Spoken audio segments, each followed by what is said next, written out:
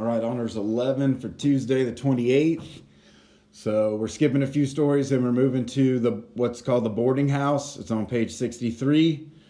Again, this is a story that's technically in the adolescent section. Okay, so even though we're going to meet Mr. Duran, he's like 35 or so, and Polly's only 19. They're still not kind of grown ups yet, not mature yet, and this would be typical of a male, an Irish male, during this particular time in history.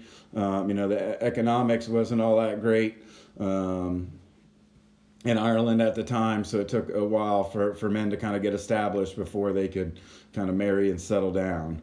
Okay, so just a little bit of background there. So a boarding house would just be, if you're unaware, a boarding house would just be, kind of like a bed and breakfast. So men wouldn't be able to afford their own house, so they would just rent a room and then, go to work and come back there every night, and they would be fed and other things. So hopefully you pick up on that. Okay, so our previous assignment, just real quick, you had two options. It was a quiz grade, so if you have not done that, please do. It's a no-brainer. Okay, if you do it, you're gonna get 20 out of 20. But I got to get away from doing all the homework assignments and throw a couple quizzes in there. So please do that assignment. But yeah, so one assignment was to give Evelyn some advice, kind of based on her decision and what happened. Some people did a really good job on that. Or if you didn't want to do that, you could talk about maybe an opportunity that you regret not taking. Okay, so again, it's easy stuff there. So again, the material is the boarding house.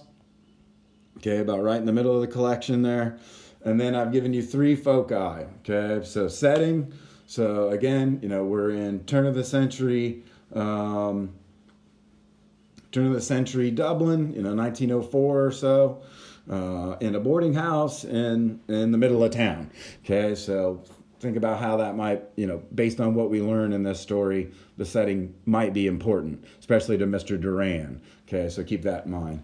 And then relationship between characters. You're going to have multiple options here. Obviously, between Mr. Duran and Polly, but also maybe Polly and Mrs. Mooney. Okay, keep an eye on Mrs. Mooney. She's a little shady.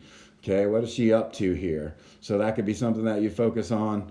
Or lastly, is the character changed or unchanged? And again, you can either talk about Polly or you can talk about Mr. Duran. Okay, choose one or the other, please. Don't do both.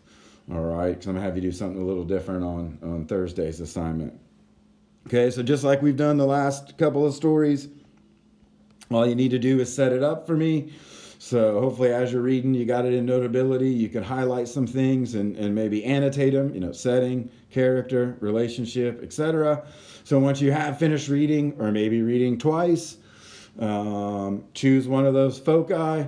And again, find 2 or 3 quotes that relate to that foci, and hopefully I can look over those before you write. That's what we want to do here, people. You're doing this so I can make sure that you're on the right track and not wasting any time writing an essay that's not going to work. Okay, so again, try to, just don't do everything at once and send it to me. Some of you are doing that. I guess it's okay, but you're just missing out on my feedback. All right, and for the most part, you guys are killing it. So, not a lot of worries there, but that's why I do the things in steps. Okay, so choose a foci, 2 or 3 quotes to use, and then just a thesis statement that argues and includes the foci. Okay, so that's all we need to do for today. Get that read, figure out what you want to do. All right, see you.